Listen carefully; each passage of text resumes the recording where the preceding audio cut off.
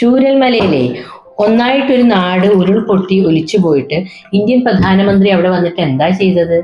ആ ബാധിത മേഖല സന്ദർശിച്ചു. അവിടെയുള്ള എല്ലാം നഷ്ടപ്പെട്ടു പോയ മനുഷ്യരുടെ കൂടെ നിന്ന് കുറെ ഫോട്ടോ എടുത്തു. അതിനപ്പുറം എന്ത് ചെയ്തു? ഓ, അതൊക്കെ പറയാതിരിക്കുന്നതാ ഭേദം. ആ പാവ മനുഷ്യരുടെ ബാങ്ക് ലോൺ എഴുതി തള്ളാൻ പോലും കേന്ദ്ര സർക്കാർ തയ്യാറായോ? അതൊക്കെ നമ്മുടെ പിണറായി സർക്കാർ ചെയ്തു കേട്ടോ.